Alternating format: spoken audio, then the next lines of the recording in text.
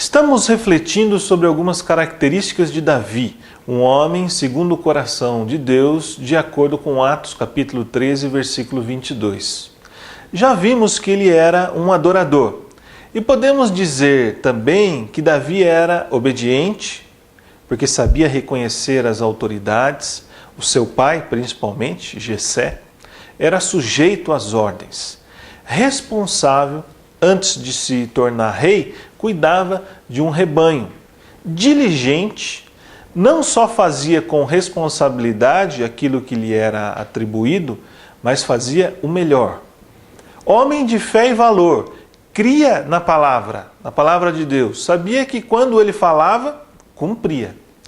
E eu gostaria de falar um pouco mais sobre Davi ser manso e respeitoso e paciente. Manso e respeitoso. Em tudo o que Davi fazia, sabia que Deus é quem colocava e tirava reis. Davi respeitava Saul. E poderia ter matado Saul na caverna, mas poupou-o e mostrou-lhe a parte da capa que cortou. Davi amou e perdoou o seu inimigo.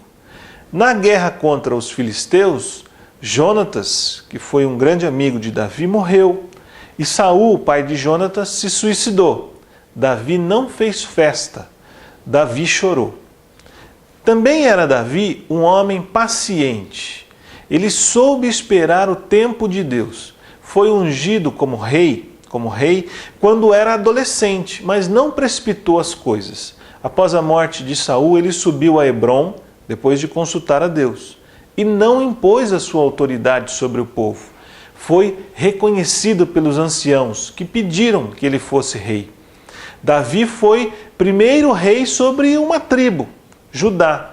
E só depois de 7 anos as outras pediram que ele fosse rei sobre todo Israel. Davi reinou 40 anos, 7 sobre Judá e 33 sobre toda a nação. Podemos viver essas características de Davi. Adorador, que vimos na reflexão anterior, obediente, responsável, diligente, homem de fé e valor, manso e respeitoso e paciente. Podemos viver essas características, porque temos o mesmo Espírito Santo que mora em nós, que habita em nós, os que cremos hoje na obra de Cristo.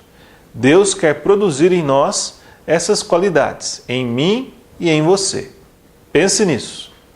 tvcmc.com.br é o nosso canal para compartilhar o Evangelho do Reino de Deus e o senhorio de Jesus Cristo.